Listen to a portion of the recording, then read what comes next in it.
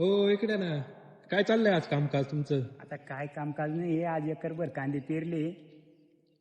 कोणतं बियाणे? आमच्या ते दादांकडूनच घेतलं बियाणं. हो त्यानं का? काही ना दरवर्षीच बाहेरून लोक येते बियाणं न्यायला. खूप चांगलं बियाणं आहे म्हणत्या. मग आता आमचं चुलतीचे ते कोणत्या कंपनीचे? आता दादांनाच माहित असं ना आपण काही कंपनी कोणतं डायरेक्ट तुम्ही त्यांच्याकडून आणला हा का? त्यांच्याकडूनच त्यांच्या म्हणजे त्यांच्या भरोशावर तुम्ही त्यांच्या भरोश्यावर बियाणं आणलं. दरवर्षीच घेतो आपण त्यांच्या भरोश्यावर. आता एकरी एकरी किती बियाणे टाकले तरी? एकरी 2 किलो तुम्हाला बियाणं. उन्हाळ कांदे करायचे का? हो 2.5 किलो बियाणं आणलं होतं. 2 किलो पडलं आणि अर्धा किलो त्या ट्रॅक्टरच्या याच्यामध्ये शिल्लक पण राहिलं. हो का? हा आज गुरुवारी म्हटलं आज घाई घाईत कुठं चालले म्हटलं नाही घ्यावा काही काही तुमची थोडी माहिती. गुरुवारी गुरु एक दिवस सुट्टी राहते समजा ते नियोजन करला तर मग ट्रॅक्टरवाला आलता कांदे पेरले. हा बरोबर आहे बरोबर. तो ट्रॅक्टरवाला म्हणे ते मुंग्या गोळा करते बियाणं म्हणे. काही काही त्याला लगेच पाणी लावलं पाणी भरलं. हो का? तसं गुरुवार म्हटलं तुमचा धावपळीचा दिवस जातो. धावपळीचा दिवस एक दिवस म्हणजे धावपळीचा. जेवण बिवण केलं का नाही? जेवण केलं आज उपवास राहतो मला गुरुवारी. हा. खिचडी केली. बाकी काय चाललंय? बाकी काही नाही चाललं आता हेच शेतीचं चालू आहे नियोजन करायचं काहीतरी. आता काय ते मागल्या आठवड्यात भाजी टाकली होती. हा भाजी टाकली होती आपण घेतलं होतं ना त्याच्यावर पण. आणि आता कांदे पेरली. हो का? कांद्याचं आता लेट कसं आहे दरवर्षी मी रोपं टाकीतो बघा.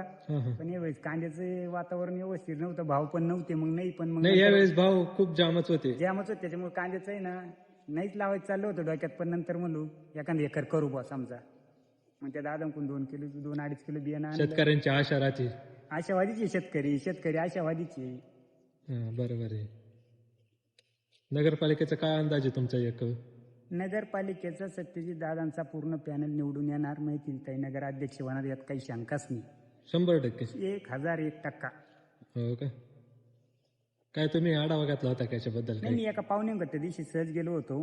चहा प्यायच्या निमित्ताने त्यांनी बोललो होते गेलो होतो. पण मी काही त्याच्यावर बोललो नाही. म्हणलं आता यांचा प्रतिसाद काय भेट होता आपण पाहू. पण त्यांच्या घरात पण विषय तोच चालू होता का माहिती काही चर्चा झाली साहेबांनी सत्यजित दादा बद्दलच. याच्या आधी पण त्यांची कामकाज खूप चांगली. कुठं बघा महाराष्ट्रात नाव निघत त्यांचं. 100%.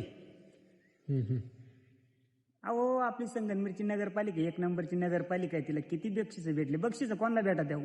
ज्यांचं कामकाज चांगले उत्कृष्ट लेवलचे त्यांनाच बक्षीस भेटा. त्यांना मग आता काय याच्यावर काय बोलायला पाहिजे नगरपालिकेवर सांगा बरं. नाही यावेळेस वादळ थोडं वेगळं आहे ना. वादळ कसं असून द्या एकदा झालं वादळ. आता वादळ नाही काहीच नाही. आता फक्त एकमेव थंडीत थंड कार्यक्रम होणार. थंड कार्यक्रम होणार.